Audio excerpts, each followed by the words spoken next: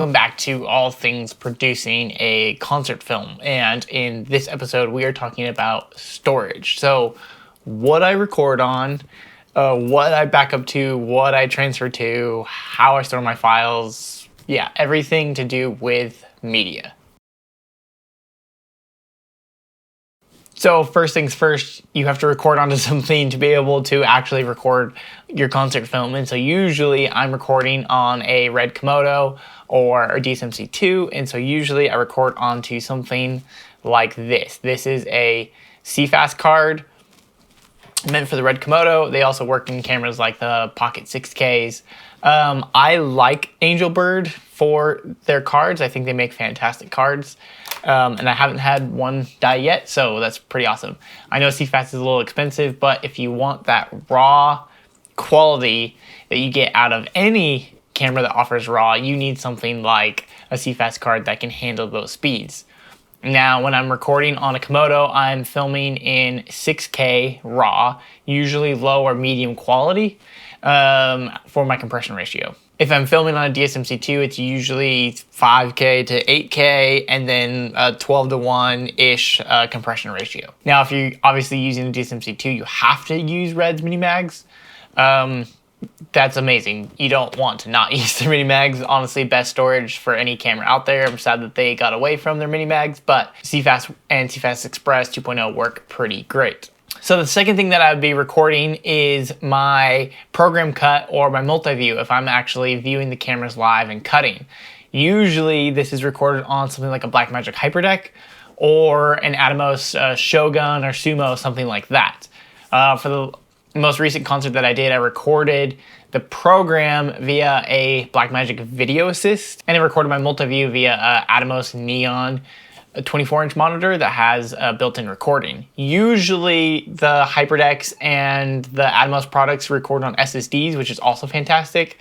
Atomos offers ProRes RAW for a lot of cameras, which if your camera doesn't support internal RAW, ProRes RAW is a pretty great alternative if you want to work in the RAW workflow, and ProRes works amazing on M1 MacBook Pros, like what I use to edit all of my concert films. For readers, I love using Geeetech. Geeetech makes fantastic readers. They make them for CFast, Minimags, SSDs. They make Atomos drives. I mean, Geeetech makes amazing products. So I usually use Geeetech readers. And for smaller projects and for dumping, I usually dump on things like this. This is a Geeetech SSD. Samsung makes the T7 and the T5, which are also fantastic SSDs to work off of. The only bummer is they only go up to about 2 terabytes, I think is the max that these go up to. So if you're working on large projects like the one I have here, which is 8 terabytes just for raw footage, not including transcodes and things like that, you can't really work off of something like this. And that's where RAIDs come in, and we're going to talk all about RAIDs here in a second. Now, if you don't know what a RAID is, usually a RAID is multiple hard drives in one enclosure RAIDed together, and there's different RAID options that you can get. You can get these in a NAS or a DAS. A NAS is network attached storage, and a DAS is direct attached storage. Basically, one is like a server and connects to your network and you access files, and then one connects directly to your computer via Thunderbolt or something like that. I don't have any network attached storage in my office. I use all Thunderbolt drives, and I'm going to go over which drives I use and why. Starting with my working drive. My main working drive is a Geeetech Shuttle.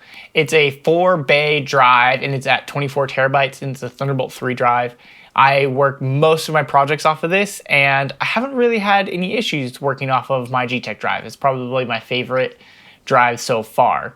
My other working drive, which is a lot smaller, is I have an OWC SSD RAID. So it has 4 1 terabyte SSDs in it. And that gives me incredible speed using SSDs instead of normal hard drives for my RAID. Again, it's only a 4 terabyte RAID, so for smaller projects, it works fantastic, but for larger projects, I'm using my Geeetech drive. Other RAIDs that I like to use are OWC and Drobo. Drobo is a fantastic drive for backing up all of your storage. I've had a couple different Drobos. This one's at like 58 terabytes or something crazy like that, and it's only used to back up footage. So when I'm done with the project, I put it on there.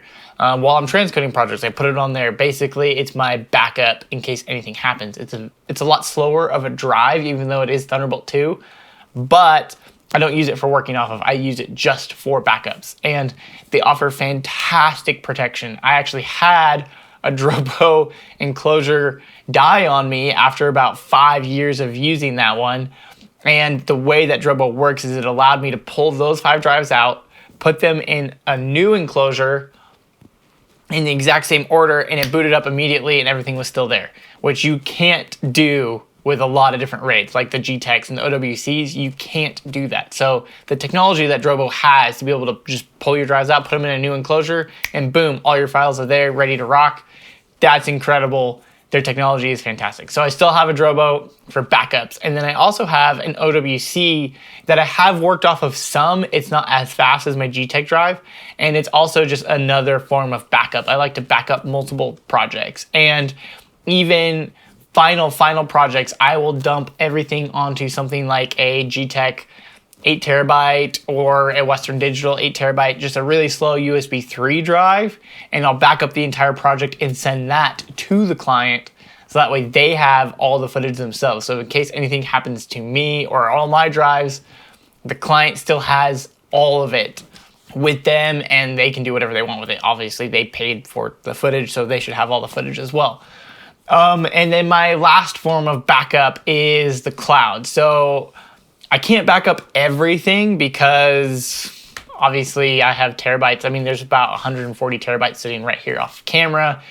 That's a lot to back up to the cloud. So I do back up all my program files. So I can't obviously back up all my ISOs and the red raw and all that kind of stuff, but I like to back up all of my programs. So any of the final cuts that I'm done with, I'm done working on, obviously they're on YouTube somewhere, but I will put all of those on something like Dropbox as well. So that way I know, even again, if anything happens to these drives here, it's all in the cloud, the client has it, we're safe. So I take multiple backups myself, and then I also put backups in the cloud and send backups to the client that I'm working with.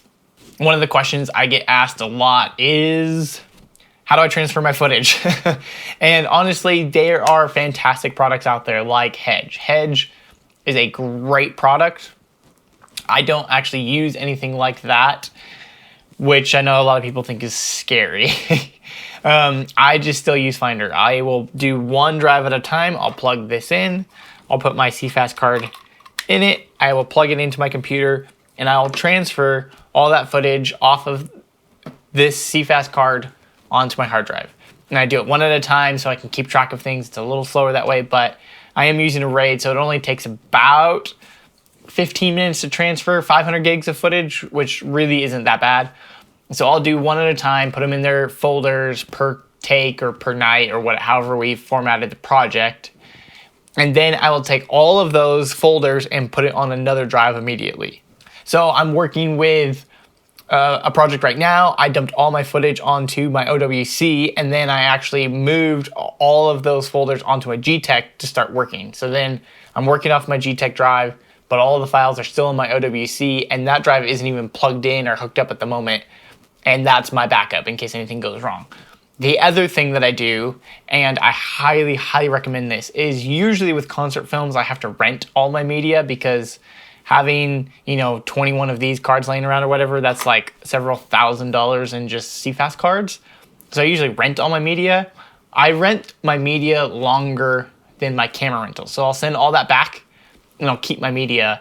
And basically I keep my media through my transcode process. So I want to transcode all my footage. You'll see how I transcode in a later episode, but I transcode all my footage and I keep all of my drives around until that's complete. That way I can verify that I have everything's in the right spot. And in case I missed anything, I still have my CFast cards laying around just in case. So far, I haven't had to re-import anything from a card, but it's just a precautious backup in case I missed anything in the transfer. I still have my cards laying around that I could pull footage back off of. One of the other pro tips that we do is as soon as we take the card out of the camera, we slap a label on it, and that label is what camera number and what take was used or what night was used on that card. Just remember, don't label it before you put it in your camera. Gaff tape can melt, especially on CFS cards, and it can get stuck in your camera, so label it after you pull it out of the camera.